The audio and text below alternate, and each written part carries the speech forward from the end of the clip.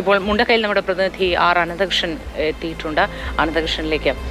അനന്തകൃഷ്ണൻ, മുണ്ടക്കയിൽ ഇന്ന് തെരച്ചിൽ എങ്ങനെയാണ് ആരംഭിച്ചിരിക്കുന്നത്? എന്തൊക്കെ യന്ത്ര സാമഗ്രികളും സാങ്കേതിക വിദ്യകളും ഒക്കെ ഇന്ന് അവിടെ ഉപയോഗിക്കുന്നുണ്ട്?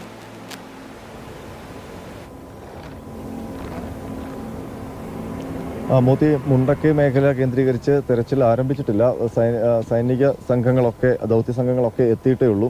ഇപ്പോൾ ഈ ഒരു മേഖല ഇന്നലെ പരമാവധി പരിശോധന നടത്തിയ ഒരു സ്ഥലമാണ്. ഇന്നലെ നമ്മൾ ആ രാത്രിയിലൊക്കെ ആകാംക്ഷയുടെ മുൾമുനയിൽ നിർത്തിയ ആ സ്ഥലം ഇതാണ്. ഇന്നലെ രാത്രി ചിലപ്പോൾ അത് വ്യക്തമാകണമെന്നില്ല. ഈ കെട്ടിടത്തിലായിരുന്നു സൈന്യവും ഒപ്പം തന്നെ രക്ഷാ സേനയുമൊക്കെ ഒരു ജീവന്റെ ഒരു തുടിപ്പുണ്ടോ എന്നറിയാൻ വേണ്ടി മുഴുവൻ പരിശോധന നടത്തിയത്. ഈ കെട്ടിടത്തിലും ഇതിന് തൊട്ട് താഴെ ഒരു കലുങ്കുമുണ്ട്. ആ കലുങ്കിനടിയിലുമായിരുന്നു പരിശോധന. 3 മണിക്കൂറോളം നീണ്ട പരിശോധനയിൽ പക്ഷേ ഫലമൊന്നും ഉണ്ടായില്ല. ഇപ്പോഴും ഈ ഞാൻ കാണിച്ചു തരാം. സജി, ആ മരം കിടക്കുന്നത് ഒരു വീടിന്റെ അസ്ഥിവാരമാണ്. അവിടെ ഒരു വീടുണ്ടായിരുന്നു. അതിന് തൊട്ട് ഇപ്പുറത്ത് ആ കുഴി ഭാഗത്ത് ഒരു വീടുണ്ടായിരുന്നു. ഇപ്പോൾ ഇപ്പുറത്തൊരു വീട് പൊളിഞ്ഞും കിടപ്പുണ്ട്. ഈ 3 വീടുകളിലും അല്ലെങ്കിൽ അവിടെ നിരന്ന് 4 വീടുകളുണ്ടായിരുന്നു. ഈ 4 വീടുകളിലും ഉള്ള ആൾക്കാരെ ഇനിയും കണ്ടെത്താനുണ്ട്. അപ്പോൾ അതിലൊരാൾ അന്ന് പ്രളയം വന്നപ്പോൾ ഓടി ഈ ടൗൺ ഭാഗത്തേക്ക്, ഈ അങ്ങാടി ഭാഗത്തേക്ക് കയറിയിരുന്നു. അപ്പോൾ ആ അദ്ദേഹത്തിൻ്റെ ശരീരമോ അല്ലെങ്കിൽ അദ്ദേഹത്തെക്കുറിച്ച് ഇപ്പോഴും ഒരു വിവരവുമില്ല. അപ്പോൾ അവരിൽ ആരെങ്കിലും ആണോ ജീവനോടെ ഉണ്ടായിരുന്നത് എന്നുള്ള സംശയമാണ് ഇന്നലെ ഉണ്ടായത്. അതിനാണ് വ്യാപകമായ തെരച്ചിൽ നടത്തിയത്. കാരണം ഈ പ്രളയജലം ഒലിച്ച് സാധാരണഗതിയിൽ ഈ പുഴയിലേക്ക് നോക്കിയാൽ അതുവഴി അങ്ങനെ ഒഴുകി പോകേണ്ട പുഴയാണ്. ഒരു ഉരുൾപൊട്ടലുണ്ടായാൽ പോലും ഞങ്ങൾ നിൽക്കുന്ന ഈ അങ്ങാടി ഭാഗത്തേക്ക് ഈ പുഴ വരും എന്നുള്ള ഒരു പ്രതീക്ഷയും ഇവിടുത്തുകാർക്കുണ്ടായിരുന്നില്ല. പക്ഷെ സംഭവിച്ചത് ഈ ഉരുൾപൊട്ടൽ അപ്പുറത്തെ ആ ഭിത്തിയിൽ അവിടെ തടഞ്ഞ് അവിടെ നിന്ന് തിരിച്ച് ഇങ്ങോട്ടേക്ക് കയറി വരികയായിരുന്നു. ഇങ്ങോട്ടേക്ക് അടിച്ചപ്പോഴാണ് ഈ ഒരു അങ്ങാടി മുഴുവൻ നാമാവശേഷമായി പോയത്. പിന്നീട് തിരിച്ചു പോയി താഴേക്ക് ഒഴുകി അങ്ങ് പോവുകയായിരുന്നു. അപ്പോൾ അത്രയും വലിയ ശക്തിയിലാണ് ഇവിടേക്ക് ഈ ഉരുൾപൊട്ടൽ കടന്നു വന്നത്. സജി, ഇങ്ങോട്ട് വന്നാൽ ഇവിടെ രക്ഷാ സൈനികരൊക്കെ എത്തിയിട്ടുണ്ട്. പക്ഷേ പരിശോധന എവിടെ മുതൽ ആരംഭിക്കണം എന്നതിനെക്കുറിച്ചൊരു രൂപരേഖ ആയിട്ടില്ല. ഇന്നലെ മുകളിൽ പുഞ്ചിരിമട്ടം മുതൽ താഴോട്ട് പരിശോധനകളൊക്കെ നടത്തി അവിടെ ഏതാണ്ട് ക്ലിയർ ചെയ്തു. ഇനിയിപ്പോൾ ഇവിടെ ഈ അങ്ങാടി കേന്ദ്രീകരിച്ചുള്ള പരിശോധനയാണ് നടക്കുന്നത്. കാരണം ഇവിടെ കുറേയധികം വീടുകളും പാടികളും ഉണ്ടായിരുന്നു. അപ്പോൾ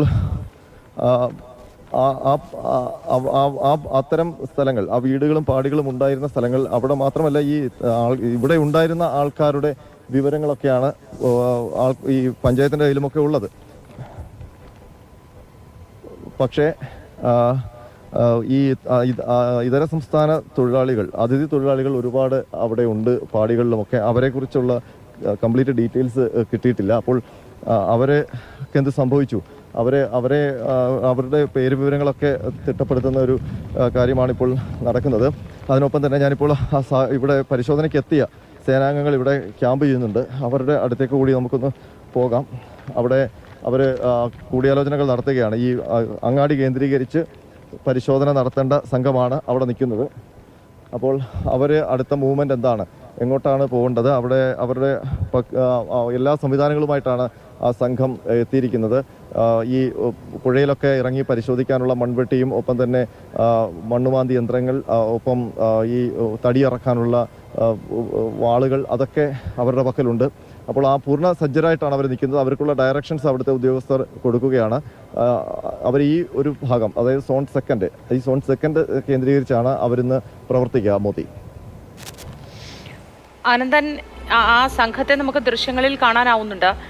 എന്തൊക്കെ യന്ത്ര സാമഗ്രികൾ, അതായത് ഈ നമ്മുടെ JCB, ഹിറ്റാച്ചി പോലെയുള്ള സംവിധാനങ്ങൾ, അതൊക്കെ നേരത്തെ തന്നെ പുഴ കടന്ന് ബെയിലി പാലം വഴി അങ്ങോട്ടേക്ക് എത്തിച്ചിരുന്നല്ലോ. ഇന്ന് അവയുടെയും സേവനം പൂർണ്ണമായും പ്രയോജനപ്പെടുത്താൻ തന്നെയാണോ പദ്ധതി?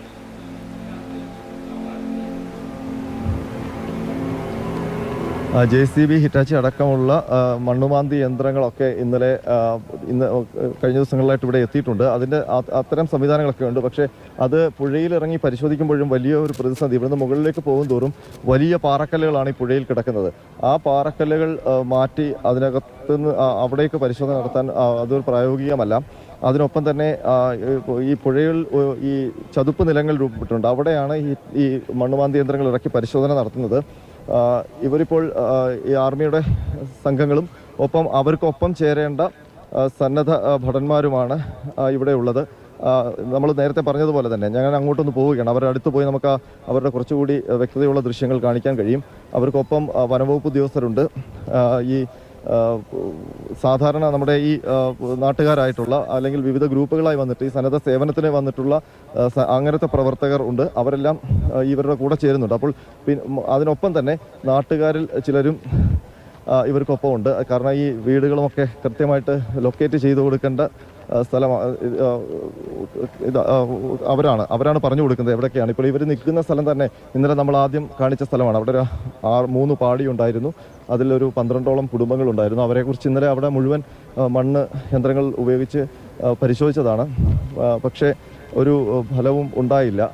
അവരുടെ സുഹൃത്തുക്കളൊക്കെ ഇവിടെ വന്ന് നിന്നിരുന്നു. ഇപ്പോൾ ഇതാണ് ഇവിടെ ഈ രക്ഷാപ്രവർത്തനം നടത്തേണ്ട ദൗത്യ സംഘം. മാഡം, ഈ ഫോറസ്റ്റ് ഉദ്യോഗസ്ഥർ ഇതിൻ്റെ കൂടെ എപ്പോഴും ഉണ്ടല്ലോ? എപ്പോഴും ഉണ്ട്, എല്ലാ സമയത്തും ഉണ്ട്. നമ്മുടെ ഓരോ ബാച്ചുകളായിട്ട് തിരിഞ്ഞ് വയനാട് ജില്ലയിലുള്ള എല്ലായിടത്തു നിന്നുള്ള ഫോറസ്റ്റ് ഉദ്യോഗസ്ഥർ വരുന്നുണ്ട്. ബാച്ചുകളായിട്ട് തിരിഞ്ഞ് ഇവരെ അസിസ്റ്റ് ചെയ്യുന്നുണ്ട്. ഇവരെ അസിസ്റ്റ് ചെയ്യുന്ന വെച്ചാൽ നമ്മൾ കാണിച്ചു കൊടുക്കുക. നമുക്കാണല്ലോ കൂടുതലായിട്ട് ഈ പ്രദേശത്തെക്കുറിച്ച് അറിയാവുന്നത്, നമ്മുടെ ഫീൽഡുകളാണ്.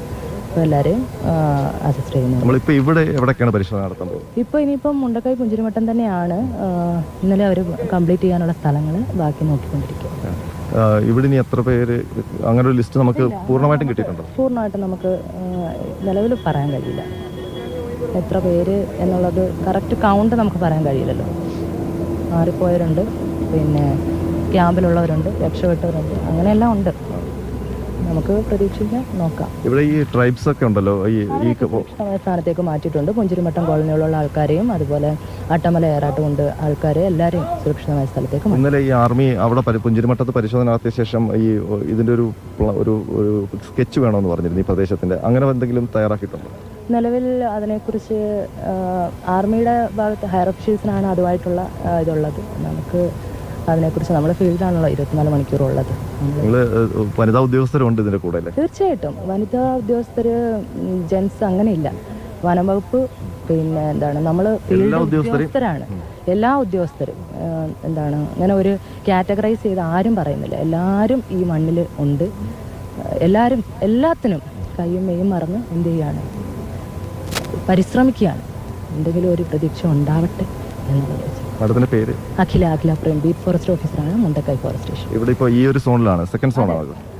ഈ സോണിലാണ് ഞങ്ങൾ ജോലി ചെയ്യുന്നത്. ഞങ്ങളുടെ ഫീൽഡാണ് ഇപ്പോൾ. അപ്പോൾ ഇവിടുത്തെ പ്രദേശങ്ങളെ കുറിച്ചൊക്കെ നല്ല തീർച്ചയായിട്ടും അനുദിനം ഞങ്ങൾ വന്നുകൊണ്ടിരുന്ന സ്ഥലങ്ങളാണിത്. അപ്പോൾ ഒരു നാട് ഒന്നാകെ പോയി. അതാണ് ഇപ്പോഴത്തെ ഒരു. കാടിന്റെ വലിയൊരു ഭാഗം പോയിട്ടുണ്ടോ? കുറച്ച് ഭാഗം. അവിടെ കോളനികളൊക്കെ ഉണ്ടായിരുന്നതാണോ? ഇല്ല, കോളനികളിലെല്ലാം സേഫാണ്. നിലവിൽ അവർക്കൊന്നും ഇതുവരെ ഒന്നും പറ്റിയിട്ടില്ല. ഇപ്പോൾ അവർ സുരക്ഷിത സ്ഥാനത്താണുള്ളത്.